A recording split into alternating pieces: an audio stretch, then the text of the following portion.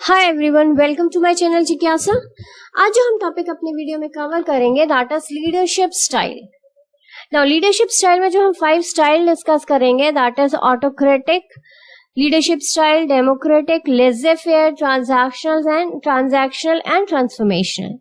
पहला पढ़ते हैं ऑटोक्रेटिक लीडरशिप स्टाइल क्या होता है। So autocratic leadership, an autocratic leadership style puts the leader at the top of the pyramid. Pyramid के सबसे ऊपर लीडरशिप क्या करता है, अपने आप को रखता है। ऑटोक्रेसी का मतलब होता है एक तंत्र या फिर निरंकुशता भी हम इसे कहते हैं हिंदी में। तो इसका मतलब क्या है, जो एक इंडिविजुअल है वो अपने हिसाब से वो लीड कर रहा है, अपने हिसाब से लीड करता है, वो लोगों को इंस्ट्रक्शंस देता है, डायरेक्शंस देता है, ऑर्डर देता है उस काम को कैसे करना है, क्या क्या करना है, क्या करना है। ठीक है, they make decisions and control projects. What they basically do, they basically make decisions. वो क्या करते हैं, डिसीजंस बनाते हैं, प्रोजेक्ट्स को कंट्रोल करते हैं without soliciting input from team members and other stakeholders. वो किसी से कोई डिस्कशंस नहीं करते हैं, वो किसी से कोई सलाह मशवरा नहीं करते हैं, और वो अपने हिसाब से सारे डिसीजंस को लेते हैं, सारे प्रोजेक्ट को कंट्रोल करते हैं। They are more likely to give directions. वो सिर्फ डायरेक्शंस देते हैं या इंस्ट्रक्शंस देते हैं या ऑर्डर्स देते हैं। Than to inspire team members towards solutions. Team members को नहीं चाहते हैं कि वो अपना ब्रेन यूज करें या वो अपने हिसाब से सोल्यूशन के लिए सोचे। He has decided each and everything. He is just giving the instructions to his followers to do that work in a specified way. For example, while changing the roster, he will just make a roster and not consider any employees' preferences and will not discuss it with the employees. मान लो कि shift में जब काम करते हैं तो roasters बनते हैं। रोस्टर्स में कई बार एम्प्लॉयज के पास में ऑप्शंस होते हैं कि they can give their preferences to the employer कि भाई मेरी ये टाइम प्रेफरेंसेस हैं, सारे लोग दे देते हैं और जितना मैनेज किया जा सकता है मैनेजमेंट उसके हिसाब से मैनेज कर लेती है। बट अगर ऑटोक्रेटिक लीडरशिप है तो वो किसी से कोई इंस्ट्रक्शंस, किसी से कोई प्रेफरेंसेस नहीं लेगा। वो अपने हिसाब से एक रोस्टर तैयार करेगा और एम्प्लॉयज को बता देगा कि these are your shifts, you have to come at this point of time. तो ऑटोक्रेटिक लीडरशिप ना, डिफरेंट लीडरशिप स्टाइल्स जो होते हैं वो डिफरेंट पॉइंट ऑफ टाइम में यूज किए जाते हैं या फिर अपने फॉलोअर्स के हिसाब से डिसाइड किए जाते हैं। ना ऑटोक्रेटिक लीडरशिप स्टाइल कहाँ पर यूज हो सकती है, या हम कहते हैं ऑटोक्रेटिक में एक निरंकुश शासक है, वो चाहता है कि सारे लोग उसे फॉलो करें। तो क्यों फॉलो करेंगे, इसलिए क्योंकि लीडर हम तभी एक इंडिविजुअल को कहते हैं जब उसके फॉलोअर्स होते हैं। तो इस लीडरशिप स्टाइल में लोग उनको फॉलो करते क्यों हैं, इसलिए करते हैं क्योंकि जो ऑटोक्रेटिक लीडरशिप स्टाइल होती है ये वहां पे यूज की जाती है जहां पर कि जो ऑटो लीडर होता है वो बहुत अच्छी पोजीशन में होता है, उसके पास में पावर होती है, उसके पास में अथॉरिटी होती है, और वो उस अथॉरिटी के बेसिस पे, उस पावर के बेसिस पे लोगों को मैनिपुलेट कर सकता है। तो ऑटोक्रेटिक लीडर मान लो कि कोई इंडिविजुअल है, he is the CEO of the organisation, he can work as a autocratic leader because उसके फॉलोअर्स इसलिए बनेंगे बिकॉज उनको पता है कि इस इंडिविजुअल के पास में पावर है, ये बहुत सारे हमारे साथ में फेवर्स कर सकता है, या फिर ये हमारे बहुत काम आ सकते हैं। ठीक है, नेक्स्ट है हमारा democratic leadership. This is just the opposite of the autocratic leadership style. जो ऑटोक्रेसी में एकाधिकार होता है, इसमें डेमोक्रेसी का मतलब अगेन द फ्रीडम। ठीक है, तो डेमोक्रेसी में जो मेजॉरिटी होती है उसकी बातों को माना जाता है। तो democratic leadership style is just like the democratic way in which the leader gives the freedom to his followers to do, या फिर उनकी जो ओपिनियन होती है, जैसे ऑटोक्रेटिक लीडर है वो किसी की कोई ओपिनियन नहीं जानना चाहता है, लेकिन जो डेमोक्रेटिक लीडर होता है, the leader puts the voice of the team at the foremost of decision making. लोगों की बातों को सुनता है और उनकी बातों को कंसीडर करता है। बट ऑब्वियसली वो डिसीजन इतने सारे लोगों की जब डिसीजन लेगा तो उसमें कहीं ना कहीं कंट्रोवर्सी आएगी, उसके बेसिस पे वो डिसाइड करता है।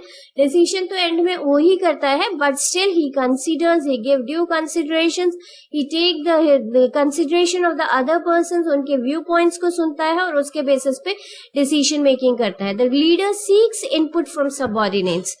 जो लीडर होता है he seeks input from subordinates and other stakeholders to drive vision and direction of the project. कोई काम करना है, कोई काम करना है तो उसका डायरेक्शन एंड विजन को वो क्या करता है, लोगों के विजन और डायरेक्शन को कंसीडर करता है, सुनता है, उसके बेसिस पे अपने डिसीजंस को लेता है.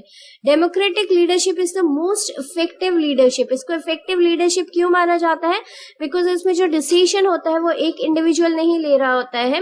Allows lower level, it also allows जो बेसिकली जिनको काम करना होता है और लोअर लेवल एम्प्लॉयज जो है जिनको बेसिकली उस काम को पूरा करना है, उनकी पार्टिसिपेशन लेता है डिसीजन मेकिंग में.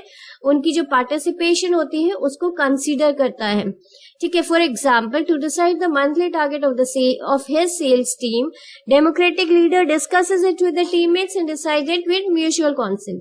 मान लो कि सेल्स इस मंथ का हमारा सेल्स का टारगेट कितना होना चाहिए. ऑटोक्रेटिक लीडर होगा तो वो क्या करेगा, वो डिसाइड कर लेगा 1000 यूनिट्स होना चाहिए और लोगों अपने सेल्स टीम को बता देगा कि इस महीने आपको 1000 यूनिट्स का टारगेट अचीव करना है. ठीक है. जो डेमोक्रेटिक लीडर होगा वो क्या करेगा, वो एक टीम मीटिंग लेगा. टीम मीटिंग में सारे जितने भी टीम मेंबर्स होंगे उनके साथ में डिस्कस करेगा इस मंथ का टारगेट कितना होना चाहिए on the basis of the previous records, on the basis of the future changes. वो सारी चीजें सारे टीममेट्स के साथ में डिस्कस किए जाएंगे और म्यूचुअल कॉन्सेंट से एक डिसीजन निकाला जाएगा कि इस मंथ का टारगेट कितना होना चाहिए. ठीक है. नेक्स्ट हमारा आता है लेजे फेयर लीडरशिप. लेजे फेयर का मतलब है, this is a French word जिसका मतलब होता है letting people do as they choose. जो लोग चाहते हैं वैसा कर सकते हैं. ठीक है. Laissez faire leaders allow their followers to have the autonomy to make their own decisions and manage their own risk. इसमें क्या होता है, जो लीडर होता है he gives the autonomy to make their own decisions. जो फॉलोअर्स होते हैं, जो सबऑर्डिनेट्स होते हैं, उनको क्या देता है, ऑटोनॉमी देता है कि वो अपने डिसीजंस को अपने हिसाब से ले और अपने काम को अपने हिसाब से मैनेज करें.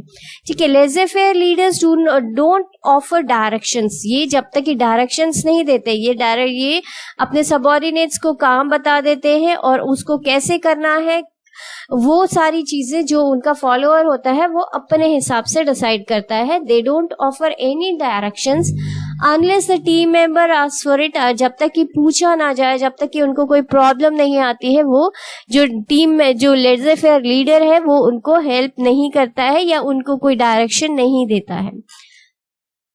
The freedom given to employees can encourage creativity and innovation. इससे होता क्या है, उनको जो सबऑर्डिनेट्स हैं वो अपने स्किल्स को यूज करते हैं, उनको अपनी स्किल्स को यूज करने का मौका मिलता है, उस काम को अपने एक इनोवेटिव तरीके से करने का मौका मिलता है. ठीक है. This style is effective in situations where group members are knowledgeable. हाँ, हमने कहा कि इसमें क्या है, जो फॉलोअर्स है उनको अपने आप सारा काम करना है, तो अपने आप सारा काम करने के लिए या फिर अपने इनोवेटिव स्किल्स को यूज करने के लिए, अपने क्रिएटिविटी को डेवलप करने के लिए उनको क्या चाहिए होगा, उनके पास में उतनी नॉलेज एंड स्किल्स होनी चाहिए कि वो उस काम को पूरा कर सके और उस काम को अपने यूनिक तरीके से पूरा कर सके. तो लेजे फेयर लीडरशिप हमारी किस सिचुएशंस में इफेक्टिवली यूज की जा सकती है, जहां पर कि हमारा जो फॉलोअर्स होते हैं, जहां पर कि हमारे जो सबऑर्डिनेट्स होते हैं, हम कह सकते हैं, वहां पर उन members they are knowledgeable. Laissez faire leadership style allows them to demonstrate their deep knowledge. इसमें जो लेजे फेयर लीडर होता है वो अपने सबऑर्डिनेट्स को अलाउ करता है कि उनकी जो डीप नॉलेज है, इसमें जो फॉलोअर्स होते हैं उनके पास में क्या होती है, बहुत अच्छी knowledge, they are properly skilled, capable, they have the innovative skill जिससे कि वो उसको यूज कर सके. Deep knowledge and skill surrounded by particular subject, surrounding that particular subject. ठीक है.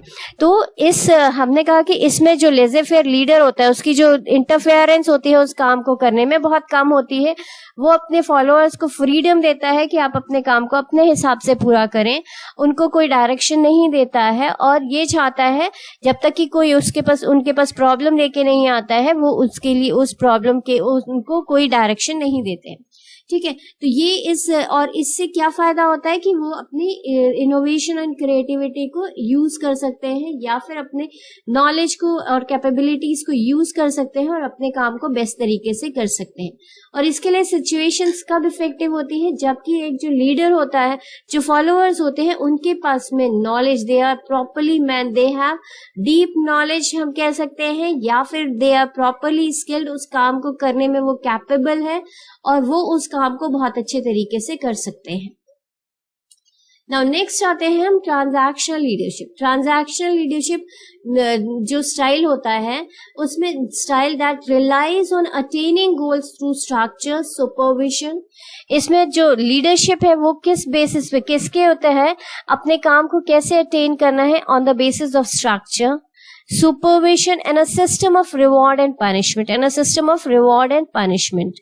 Now, ये जो हमारा ट्रांजैक्शनल लीडरशिप होती है, ये क्या करती है, अपने गोल को अचीव करवाने के लिए एक स्ट्रक्चर बनाती है, प्रॉपर पूरा काम, जैसे एक आपको गोल दिया गया है, उस गोल को कैसे कंप्लीट करना है स्टार्टिंग से लेके एंड तक का, ये ट्रांजैक्शन जो लीडरशिप होगी वो पूरा एक स्ट्रक्चर बनाएगी और उस स्ट्रक्चर को अपने सबऑर्डिनेट्स को बताएगी कि इस काम को आपको ऐसे ऐसे ऐसे ऐसे ऐसे ऐसे पूरा करना है, और उसको कीनली सुपरवाइज भी करती रहेगी कि आपको जो स्ट्रक्चर बताया गया है आप उस काम को अकॉर्डिंगली कर रहे हैं या नहीं कर रहे हैं, आपको आपसे क्या एक्सपेक्टेशन है, वो सारी चीजें आपको बता देगी, ताकि और उसके बेसिस पे आपको रिवॉर्ड्स एंड पनिशमेंट देगी। मान लो फॉर एग्जांपल आपको इस मंथ का टारगेट, आप एक सेल्स पर्सन हो, आपको बता दिया जाएगा कि आपको इस महीने में इतनी सेल करनी है, आपको पूरा ट्रेनिंग दे दी जाएगी क्या क्या आपको कैसे कैसे करनी है, ठीक है। उसके बाद में आपको टारगेट बता दिया जाएगा, आपको इस मंथ में 100 यूनिट सेल करनी है। आप अगर 100 यूनिट्स सेल कर लेते हो, जैसे ही आपका ये सेल्स टारगेट पूरा होगा तो आपको ये 101 जब यूनिट आपके होंगे तो आपको ये रिवॉर्ड्स मिलना शुरू हो जाएगा, आपको इतने इंसेंटिव्स मिलेंगे और पर यूनिट पे आपको इतने इंसेंटिव्स मिलेंगे या कंसोलिडेटेड इतने इंसेंटिव्स मिलेंगे, ये आपको बता दिया जाएगा। और अगर आपने अपना टारगेट पूरा नहीं किया तो what are the punishment, what are the penalties which have been levied on you, वो भी आपको बता दिया जाएगा। तो in the transactional leadership style leaders rely on rewards and punishment. ये क्या करते हैं, अपने जो एम्प्लॉयज हैं, अपने जो सबऑर्डिनेट्स, अपने जो फॉलोअर्स हैं, उनको रिवॉर्ड्स एंड पनिशमेंट के बेसिस पे डायरेक्ट करते हैं उनको, और ऊपर से उसके अलावा वो एक पूरा स्ट्रक्चर बना देते हैं। उस स्ट्रक्चर में हर चीज उनको बताते हैं कि कैसे, वो पूरा हर चीज उनको गाइड कर रहे होते हैं, और उस गाइडेंस में उनको जो एंड रिजल्ट होता है उसमें रिवॉर्ड्स या पनिशमेंट होता है, ठीक है। In the transactional leadership style, leaders rely on rewards and punishment to achieve optimal job performance.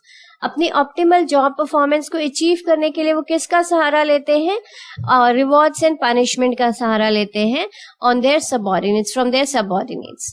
Now transactional leadership theory is based on the idea that, इसके पीछे मोटिव क्या होता है या क्या सोच के ये लीडरशिप स्टाइल थ्योरी डेवलप की गई है कि workers are not self motivated, they are not self motivated, they require structure, instruction and monitoring. what they require, तो इसके पीछे जो बेसिक फंडा होता है कि उनको एक स्ट्रक्चर चाहिए होता है, मतलब काम कैसे करना है उनको सारी चीजें बतानी पड़ती है, उनको टाइम टू टाइम इंस्ट्रक्शंस देने पड़ते हैं, उनको टाइम टू टाइम मॉनिटरिंग भी करनी पड़ती है, चेक करते रहना पड़ता है, कंट्रोलिंग मैकेनिज्म अप्लाई करना पड़ता है ताकि वो अपने काम को सही तरीके से कर सके, in order to complete task correctly and on time. Correctly and on time करने के लिए उनको एक स्ट्रक्चर देना पड़ता है, इंस्ट्रक्शंस देने पड़ते हैं, टाइम टू टाइम चेक करना पड़ता है ताकि वो अपने काम को टाइम से पूरा कर ले, और उसके अलावा उनको रिवॉर्ड्स एंड पनिशमेंट का मैकेनिज्म देना पड़ता है ताकि वो मोटिवेटेड हो उस काम को करने के लिए। They are not self motivated, they have to be motivated on the basis of rewards and punishment. Negative and positive motivation उन्हें देना होता है ताकि वो अपने काम को पूरा कर सकें।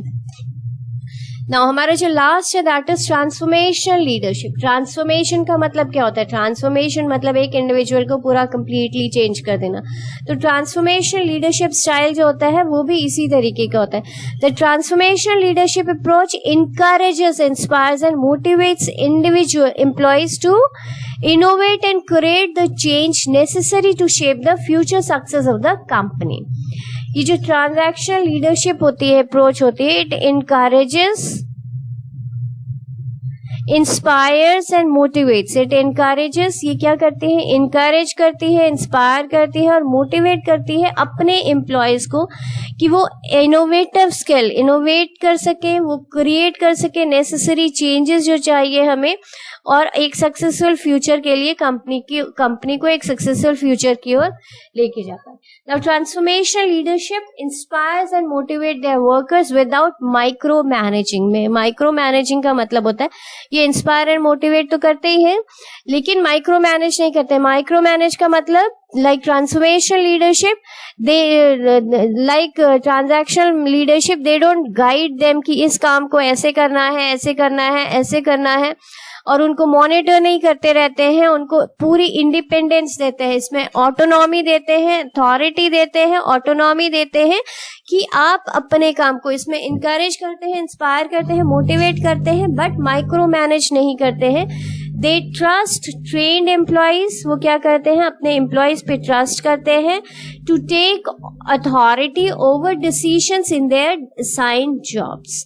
तो वो उनको क्या करते हैं, फ्रीडम देते हैं कि वो अपनी इनोवेटिव स्किल्स एंड कैपेबिलिटीज को यूज करें और अपने काम को बेस्ट तरीके से कर पाए, अपने काम को बेस्ट तरीके से कर सकें. It's a leadership style that's designed to give employees more room for creativity. इसमें more room for creativity दी जाती है, मतलब कि आपको freedom दी जाती है, आपको autonomy दी जाती है, आपको authority दी जाती है कि आप अपने काम को बेस्ट तरीके से पूरा कर सके, अपने innovative skills को develop कर सके. Look to the future and find new solutions to the old problem. जो पुरानी प्रॉब्लम्स हैं उनके लिए भी आप न्यू सॉल्यूशंस लाएं, which means कि हर चीज माइक्रो मैनेज नहीं की जाती है, हर चीज बताई नहीं जाती है, आपको काम दे दिया जाता है और आपको बोला जाता है कि आप इस काम को अपने हिसाब से करो, अपने तरीके से करो. आपको मोटिवेट किया जाता है, आपको इंस्पायर किया जाता है कि you can do this work with the best of your knowledge and capabilities.